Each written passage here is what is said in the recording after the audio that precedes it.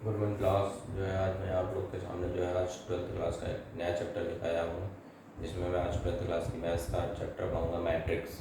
ठीक है, इस चैप्टर में जो है आज मैं आप लोग को जो है बेस क्लियर करूँगा, टोटली जितना भी बेस होगा, डिफिनेशंस बताऊँगा कुछ, देन उसके बाद कुछ क्वेश्चंस भी कराऊँगा। ठीक है, ये हमारी वीडियो का जो है मैट्रिक्स का पार्ट 1 होगा।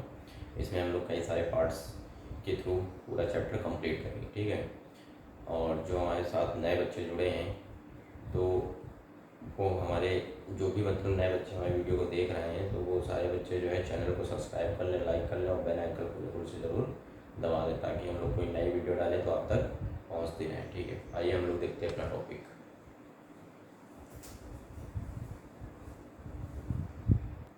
आइए जैसे कि हम लोग बात करते हैं मैट्रिक्स क्या होता है। ठीक है, इसकी मैं आपको डेफिनेशन बताता हूँ। यहाँ पे देखिए क्या होते हैं कि ये एक मतलब कि मैं लिख रहा हूँ MN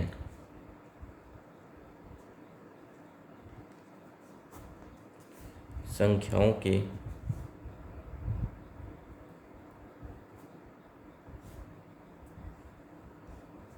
एक सिस्टम होता है। ठीक है, सिस्टम को जिसमें हम M, मान लीजिए कि मैं M से आपको डिनोट करता हूँ रो। ठीक है, M रो होंगी एंड N आपके क्या होंगे, कॉलम होंगे।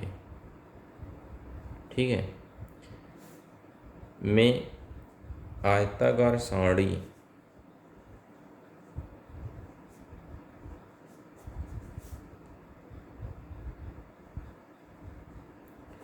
आयताकार सारणी के रूप में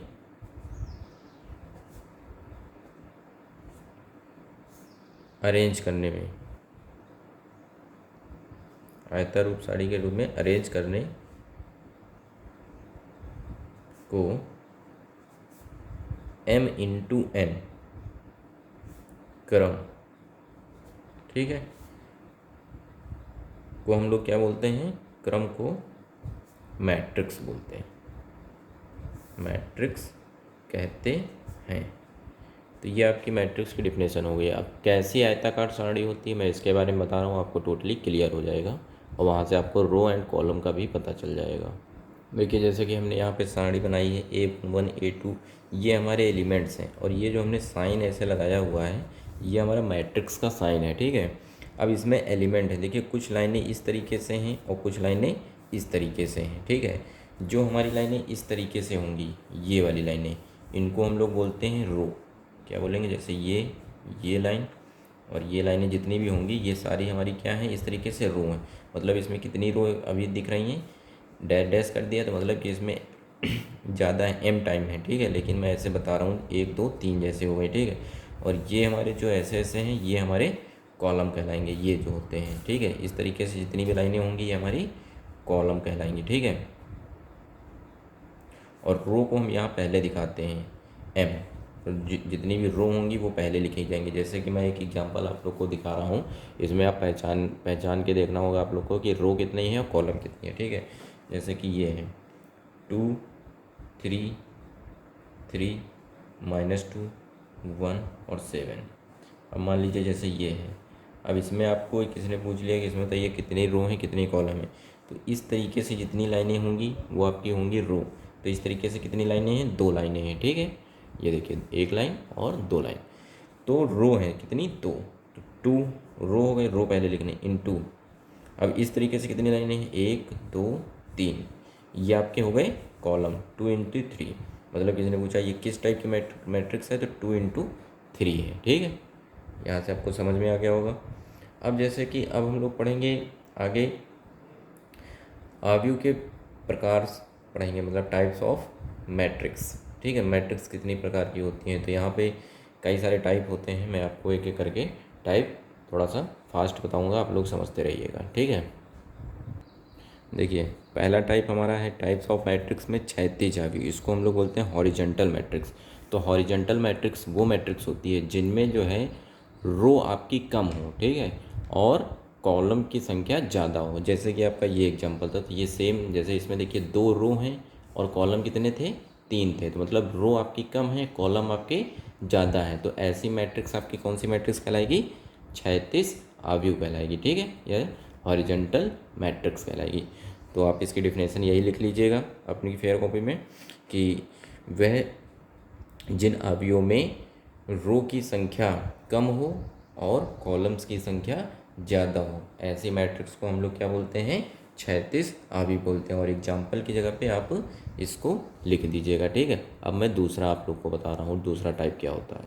देखिए, अब अगला है हमारा ऊर्ध्वाधर आव्यूह, वर्टिकल मैट्रिक्स। इस मैट्रिक्स में क्या होता है कि मतलब कि इसमें जस्ट इसका अपोजिट हो जाएगा। यहाँ पे रो की संख्या क्या होती है? ज़्यादा होंगी और कॉलम हमारे कम होंगे। रो हमारी देखिए यहाँ कितनी है? 4 है। तो ये अगर ये भी इसमें पता करना हो किस टाइप की मैट्रिक्स है, तो ये 4×3 है, क्योंकि रो इसमें कितनी है? 4 है। ठीक है, और कॉलम हमारे कितने हैं? 3 हैं। तो 4×3 मैट्रिक्स है। रो ज़्यादा होंगे, इस वजह से यह ऊर्ध्वाधर आव्यूह है, वर्टिकल मैट्रिक्स है। अब इसके बाद हम लोग बताते हैं आप लोग को अगली मैट्रिक्स के बारे में। ठीक है, अगला टाइप देखिए, अगला टाइप हमारा जो है वो है वर्ग आव्यूह। वर्ग आव्यूह में क्या होता है? इसमें मतलब कि रो जितने होंगे उतने ही आपके कॉलम होंगे, मतलब रो की संख्या और कॉलम की संख्या क्या होती है? इक्वल होती है। ठीक है, जैसे हमने देखिए एग्जांपल लिख रखा है। पहले एग्जांपल में देखिए रो कितनी है? 2 है। कॉलम कितने हैं? 2 हैं। 2×2 वर्ग मैट्रिक्स, स्क्वायर मैट्रिक्स। इसमें देखिए रो कितनी है? 3। कॉलम कितने हैं? 3, मतलब 3×3 टाइप की है। तो ये भी क्या हो गई? वर्ग मैट्रिक्स हो गई। ठीक है, वर्ग आव्यूह है। तो ये हो गए आपके 3 टाइप। अब जैसे चौथा टाइप देखिए क्या होता है। देखिए, पंक्ति आव्यूह या रो मैट्रिक्स इसको कहते हैं। जैसे रो को हिंदी में पंक्ति बोलते हैं। ठीक है, तो रो मैट्रिक्स का मतलब ये होता है कि ऐसी मैट्रिक्स जिसमें केवल एक रो हो, जैसे कि एग्जांपल 3,5, एक ही रो हो। अब देखिए इसमें रो तो एक है लेकिन कॉलम कितने हैं? 2 हैं, लेकिन रो कितनी है? एक है। तो ऐसी मैट्रिक्स जो होंगी वो आपकी कैसी मैट्रिक्स होंगी? Row matrix. इसी तरीके से नेक्स्ट जो होगा वो आपका होगा कॉलम मैट्रिक्स, जिसमें कॉलम एक होता हो तो वह क्या कहलाएगी? कॉलम मैट्रिक्स कहलाएगी। मैं भी उसको भी आपको दिखा रहा हूँ। ये देखिए कॉलम मैट्रिक्स, कॉलम को हिंदी में बोलते हैं स्तंभ। ठीक है, तो आप लोग इंग्लिश में ही याद रखिएगा कॉलम मैट्रिक्स। तो इसमें एक कॉलम होगा, ओनली 1 कॉलम होगा। जैसे कि मान लीजिए 4, 3 हमने एग्जांपल लिख दिया। यहाँ पे देखिए रो तो 2 दिख रही हैं लेकिन कॉलम कितना है? एक है। कन्फ्यूज मत होइएगा, बहुत ही ध्यान से इसको पढ़िएगा, समझ में आ जाएगा। ठीक है, अभी मैं सबसे पहले सारी डिफिनेशन इसकी क्लियर कर रहा हूँ। ठीक है, क्योंकि इसके 10 टाइप्स होते हैं, 10 टाइप्स हैं। 10 टाइप्स में इसको क्लियर करूँगा, देन उसके बाद क्वेश्चन हम लोग करेंगे। अब इसके बाद जो है हम लोग के पास जो 6 पॉइंट होगा, ये होता है 6 पॉइंट इसका शून्य आव्यूह। ठीक है, शून्य आव्यूह। शून्य आव्यूह का मतलब होता है आपका जीरो मैट्रिक्स। ठीक है, इसमें क्या होगा कि मैट्रिक्स में जो टर्म्स होंगे वो जीरो होंगे, सारे टर्म्स क्या होंगे? जीरो होंगे। जैसे कि मान लीजिए हमने मैट्रिक्स लिख लिया, ये 0 0 0 0 ऐसी हो गई, कुछ भी हो गया, ये अंदर जितना भी रहेगा टोटली क्या रहेगा? जीरो रहेगा। ठीक है, अब आपका जो 7वां टाइप होगा वो होता है इकाई आव्यूह। ठीक है,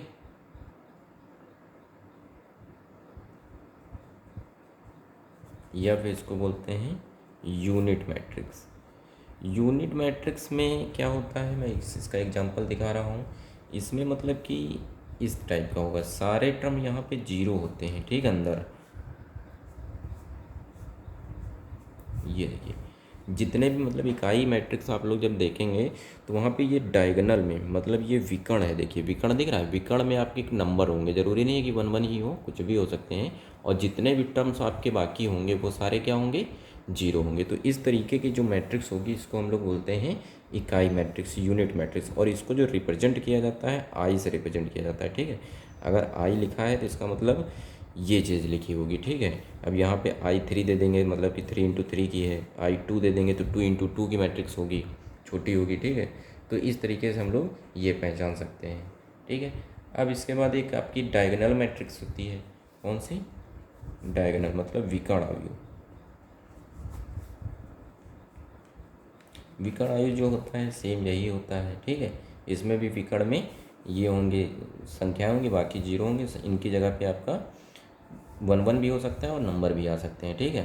तो बस विकर्ण आयु में सेम यही रहेगा। फिर उसके बाद अब जो है 9 पॉइंट आपका जो है अदिश आयु, ठीक है। अदिश आयु, अदिश आयु का मतलब होता है स्केलर मैट्रिक्स। स्केलर मैट्रिक्स इसमें क्या होता है, इसमें जो है आप लोग का जैसे कि आइडेंटिटी मैट्रिक्स होता है, जैसे कि यहाँ पे 1 1 आ गया था, बाकी सारे टर्म जीरो थे, तो इसको यूनिट मैट्रिक्स कहेंगे, ठीक है। अब ऐसी ही मैट्रिक्स कोई आ जाए वहाँ पे 1 1 ना हो और कोई संख्याएं हो, लेकिन जो भी संख्या हो वो तीनों जगह सेम हो, इस तरीके की जो मैट्रिक्स होगी उसको लोग हम लोग कहेंगे अदिश आयु। जैसे कि मान लीजिए कि यहाँ पे 3 0 0 0 3 0 0 0 3, देखिए बाकी टर्म जितने भी हैं सारे हमारे क्या हैं, जीरो हैं, लेकिन ये डायगोनल में 1 के अलावा और कोई डिजिट आ जाएगी, लेकिन जो भी डिजिट होगी वो हर जगह वही होनी चाहिए, 3 3 3 है या 4 4 4 हो, तो ऐसी मैट्रिक्स आपकी अदिश आयु कहलाएगा, यह मैट्रिक्स कहलाएगी, ठीक है। अब लास्ट जो आपका यहाँ पे एक टाइप ऑफ मैट्रिक्स बचा है 10, वो है आपका उप आयु, ठीक है। उप आयु, उप आयु में क्या होता है, ये हम लोग इसको इंग्लिश में बोलते हैं सब मैट्रिक्स, ठीक है। अब इसमें जो होगा आप लोग का, मैं एग्जांपल लिख रहा हूँ, जैसे कि यहाँ पे कोई आयु आपका रहेगा और वहाँ से कोई भी मैट्रिक्स होगी, उसमें से कुछ टर्म हम लोग जैसे निकाल दें, सपोज दैट, ठीक है, और कुछ टर्म निकाल दें, निकालने के बाद जो टर्म बचेंगे उस मैट्रिक्स को हम लोग बोलते हैं सब मैट्रिक्स। फॉर एग्जांपल देखिए, जैसे कि 5 3 2 1 1 2 7 3 4। अब मान लीजिए कि एक ये मैट्रिक्स है, इसमें 3 रो हैं और 3 ही कॉलम है, 3 इंटू 3 के। तो इसमें मैंने क्या किया, एक रो को हटा दिया और एक कॉलम को ये हटा दिया, ठीक है। तो अब बचा क्या, बचा ये है हमारे पास, ये मैट्रिक्स बची 1 2 3 4। तो ये जो बची है इस चीज़ को ही हम लोग उप आयु या सब मैट्रिक्स बोलेंगे, ठीक है। अब आप लोग को टोटली ये चीज़ क्लियर हो चुकी होगी, ठीक है। अब हम लोग अपने क्वेश्चंस पे आते हैं कि यहाँ पे क्वेश्चंस कैसे आएंगे। तो इतनी आप लोग को ये जो हमने डिफिनेशंस बताई आप लोग को, सभी लोग को याद रखना है, ठीक है। अब हम लोग यहाँ पे क्वेश्चन करेंगे, हर टाइप के हम 1 2 क्वेश्चन बताएंगे और देन उसके बाद आप लोग को बाकी क्वेश्चन करने होंगे, ठीक है। जैसे कि यहाँ पे देखिए हमने 2 क्वेश्चन नोट किए हैं और इसमें क्या करना है, ये 2 आयु हैं, 2 क्वेश्चंस हैं आयु के, जिनमें आपको एक्स वाई जेड के मान बताने हैं, ठीक है। जैसे कि मैं पहला क्वेश्चन करके दिखाता हूँ। देखिए यहाँ पे कैसे होता है सॉल्यूशन, देखिए इसका फर्स्ट क्वेश्चन, कंपेयर करना है पहली मैट्रिक्स का पहला एलिमेंट दूसरी मैट्रिक्स का पहला एलिमेंट, ठीक है। जैसे कि यहाँ पहली मैट्रिक्स का पहला एलिमेंट क्या है, 4 है, दूसरी मैट्रिक्स का पहला एलिमेंट क्या है, y, मतलब y बराबर क्या होगा, 4 होगा, वैल्यू आ गई y की। पहली मैट्रिक्स का दूसरा एलिमेंट, इसका दूसरा एलिमेंट z है, तो z इक्वल टू हम 3 लिख सकते हैं। ऐसे यहाँ पे नीचे देखिए x1, तो ये x y z की वैल्यू निकालनी थी, आ गई। अब जैसे दूसरा क्वेश्चन करना है, तो देखिए दूसरा क्वेश्चन करने से पहले हमको थोड़ी कैलकुलेशन करनी पड़ेगी। तो दूसरे क्वेश्चन में आपको थोड़ा सा समझना है। पहले तो ये मैट्रिक्स के बाहर 2 लिखा हुआ है, इस 2 को पहले हम अंदर कर देंगे, ठीक है। तो अंदर कैसे जाएगा, ये 2 सबके साथ मल्टीप्लाई हो जाएगा, तो ये देखिए मैट्रिक्स ये ऐसे हो जाएगी 2x, ये यहाँ पे जाएगा 10 हो जाएगा, ये देखिए 14 हो गया, ये यहाँ पे गया 2y और ये 6 हो गया। और बाकी का मैंने ऐसे ही नोट कर लिया, ये देखिए इतना आप लोग को क्लियर हो चुका होगा। ये देखिए अब हम लोग को पहले इन दोनों मैट्रिक्स को एक में ऐड करना है। इक्वल के एक तरफ एक मैट्रिक्स होनी चाहिए, इक्वल के एक तरफ केवल एक होनी चाहिए। इधर अभी 2 मैट्रिक्स हैं तो इनमें बीच में प्लस लगा है, तो मैं प्लस पहले इन दोनों को करता हूँ। प्लस यहाँ पे कैसे होता है, पहला एलिमेंट पहले एलिमेंट से प्लस हो जाएगा, तो 2x में से 3 जब प्लस होगा तो ये हो जाएगा 2x प्लस 3। और 10 में जब 4 प्लस होगा तो ये माइनस का है, तो इसलिए 10 माइनस 4 मतलब 6 आ जाएगा। यहाँ पे देखिए 14 1 मिल के क्या हो जाएगा, 15 हो जाएगा। ये जब इसमें प्लस होगा तो 2y तो देखिए ऐसे ही रहेगा, -6 + 2 तो क्या बचेगा 4 बचेगा। ये देखिए ये हो गया इक्वल टू, अब यहाँ पे 7, 15, 6, 14 ये रहा। इतना समझ में आ गया। अब हम लोग को जैसे यहाँ पे करे थे वैसे ही यहाँ पे कंपेयर करना। पहला एलिमेंट इसके इक्वल होता है, तो 2x प्लस 3 इक्वल टू 7 ये हमने लिखा। अब इसको कैलकुलेट कर लीजिए, 2x इक्वल टू 7 माइनस 3, तो 2x इक्वल टू 7 में से 3 जाएगा तो कितना बचेगा 4, और ये इससे कैंसिल हो गया तो x इक्वल टू 2 आ जाएगा। इतना क्लियर हो चुका होगा आप लोग। अब देखिए दूसरा एलिमेंट 6 6 से वेरिएबल है नहीं तो इसको छोड़ दीजिए, ये 15 15 है तो इसको भी छोड़ दीजिए। ये देखिए 2y माइनस 4 इक्वल टू 14। ठीक, अब इसको कैलकुलेट करना है तो ये 4 उधर जाएगा, ये हो गया, तो 2y इक्वल टू ये कितना हो गया 18, ये कैंसिल हो जाएगा तो y इक्वल टू 9 आ जाएगा। ये चीज़ समझ में आ गई होगी। यहाँ पे z था नहीं तो z की वैल्यू हम लोग नहीं निकालेंगे। तो आप लोग को इस तरीके से क्वेश्चन छुआएंगे, वैल्यू निकालने के लिए आप लोग आसानी से निकाल पाएंगे। ठीक है, तो एक क्वेश्चन ये आप लोग खुद करिएगा, x plus Y 2 5 plus Z X Y equal to 6 2 5 8। ये क्वेश्चन आप लोग करेंगे, कुछ नहीं करना है। देखिए x प्लस वाई को इसके इक्वल टू रख दीजिएगा और 5 प्लस जेड के इक्वल टू इसके इक्वल टू रख दीजिएगा। यहाँ से एक वैल्यू आ जाएगी, इसको इसके इक्वल टू रखेंगे, यहाँ से x की वैल्यू एक निकालेंगे, उसको यहाँ पे रख के रखेंगे। अरेंजमेंट करके मैं करके दिखा देता हूँ, चलिए ठीक करके दिखा देता हूँ। ये देखिए पहला टर्म कंपेयर किया, ये हो गया, ये हमारी इक्वेशन 1 बन गई, क्योंकि यहाँ से भी कुछ नहीं निकल सकता है। फिर यहाँ से देखिए 5 प्लस जेड इक्वल टू 5, 5 से 5 कैंसिल हो गया, जेड इक्वल टू 1 आ गया। दूसरी इक्वेशन में देखिए एक्स वाई इक्वल टू 8 लिया, यहाँ से अब हमने एक इक्वेशन निकाल ली। मान लीजिए एक्स इक्वल टू में निकाल लेता हूँ 8/y आ जाएगा। ये इक्वेशन, अब इक्वेशन 1 और 2 को सॉल्व कर लीजिए। इक्वेशन 1 और 2 को जब सॉल्व करेंगे तो आप लोग को क्लियर हो जाएगा। यहाँ से x की वैल्यू उठा के यहाँ रख दीजिए, तो ये x की वैल्यू अगर मैं यहाँ रखता हूँ तो 8/y और ये प्लस y रहा इक्वल टू 6। अब यहाँ पे एलसीएम ले लीजिए, तो 8 प्लस ये y इधर जाएगा तो y स्क्वायर हो गया। अब ये आ गया y इक्वल टू 6। अब ये y इधर चला जाएगा तो इधर हो जाएगा 8y square equal to 6y। तब ये इसको इधर हमने ले आए 6y प्लस 8 इक्वल टू 0। अब इसका फैक्टर कर लीजिएगा, यहाँ पे दो वैल्यू एक्स वाई की आ जाएंगी। ठीक है, एक जेड की आ ही चुकी है, दो वैल्यू आ जाएंगी यहाँ से, और जो वाई की वैल्यू आएगी यहाँ पे रख दीजिएगा तो एक्स की वैल्यू आ जाएंगी। ओके, तो ये क्लियर हो गया आपको। कई इसको करके अब हम लोग को बताएंगे। अब देखिए, अब जैसे नेक्स्ट टाइप में अब हम लोग पहुँचते हैं कि अब यहाँ पे किस प्रकार के क्वेश्चन आएंगे। ठीक है, अब एक टाइप और बताएंगे, नहीं तो हमारा वीडियो ज़्यादा लॉन्ग हो जाएगा। आप इसके बाद जो है मैं आपको मैट्रिक्स को ऐड करना बताता हूँ। जैसा कि आप लोग ऐड करना यहाँ पे सीख चुके हैं, ठीक है, बट मैं आपको 2 से 4 क्वेश्चन दिखा देता हूँ। ठीक है, कैसे ऐड होता है। ये देखिए, जैसे कि मैंने एक क्वेश्चन ऐड का लिखा है कि यदि a बराबर ये है, b बराबर ये मैट्रिक्स दी गई है, तो आपको a प्लस बी व a माइनस बी निकालना है। ठीक है, तो देखिए बहुत ही सिंपल है, मैं कर रहा हूँ, आप लोग इसको ध्यान से देखिएगा। हमने a प्लस बी करना है। अब मैं a की वैल्यू नोट कर लूँगा, 4 -1 5 -3।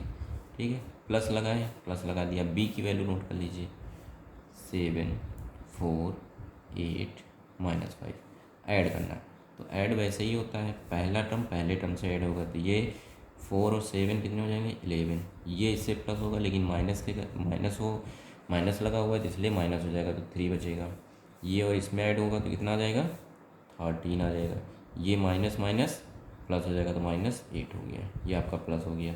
अब जैसे माइनस करना है तो देखिए माइनस में पहले समझ लीजिए, a की वैल्यू हमने लिखी 4 -1 5 -3, माइनस लगाइए क्योंकि माइनस करना है। b की वैल्यू 7 8 4 -5।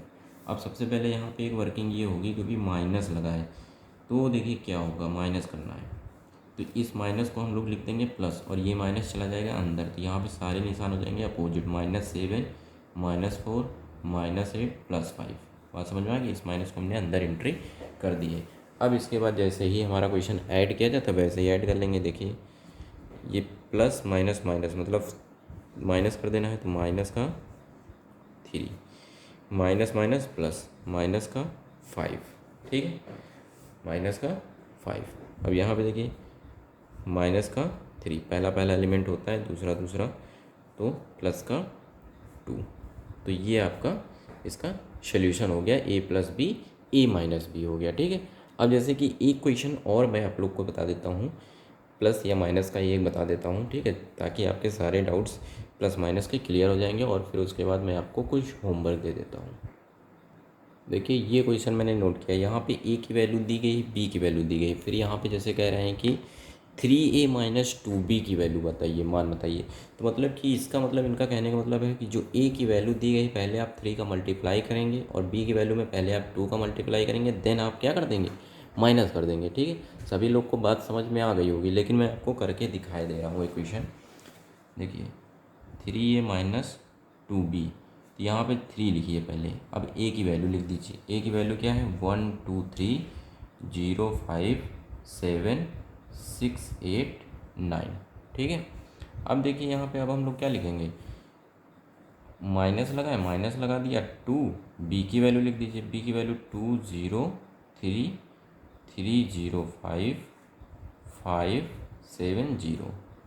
अब इसके आगे देखिए हमें कैलकुलेशन करनी है।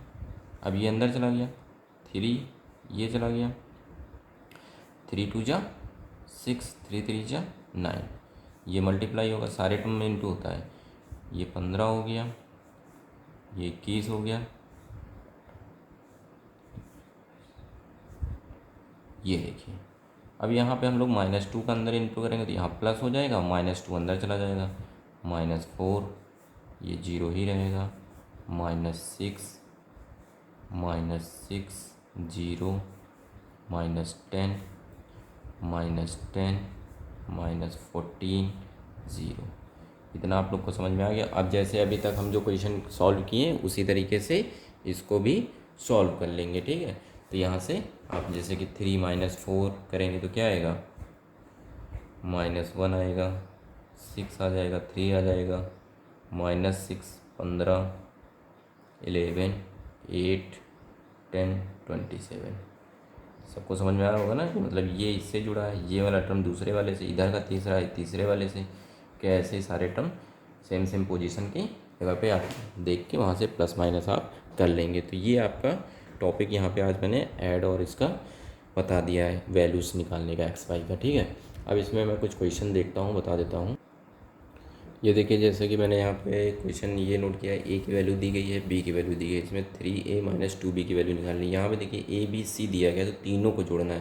तो जैसे 2 टर्म जुड़ रहे थे वैसे एक टर्म और आ जाएगा, ये टर्म इसमें जुड़ेगा और इसी का जो आएगा सम वो इसमें पहले वाले में जुड़ जाएगा। ठीक है, सेम इसी की सेम वैसे ही है, यहाँ पर भी 3 टर्म दिए गए हैं। इसमें a में पहले आप 2 का मल्टीप्लाई कराइएगा, b में 3 का कराइएगा, 4 का, वैसे ही तीनों टर्म आप ऐड कर लीजिएगा। ठीक है, और ये तीनों क्वेश्चन सॉल्व करके मुझे बताइए आप लोग। ठीक है, जैसा भी हो मुझे कमेंट बॉक्स में कमेंट करिए, और आप लोग जो है इसको बहुत ध्यान से पढ़िएगा। 100% आपको सारा टॉपिक यहाँ पे समझ में आएगा। अगर आप स्टार्टिंग में यहाँ पे ध्यान नहीं देंगे तो इसके आगे यहाँ पे अभी थोड़ा सा टफ क्वेश्चन भी आने लगेंगे, तो वहाँ पे आप लोग को दिक्कत आएगी। ठीक है, तो आप लोग सभी बच्चों से मैं यही कहता हूँ कि बहुत ध्यान से इसको पढ़िए, और 100% आप लोग को समझ में आएगा। बस थोड़ी सी कोशिश करिए और प्रैक्टिस करते रहिए जैसा जैसा मैं बता रहा हूँ। ठीक है, धन्यवाद क्लास।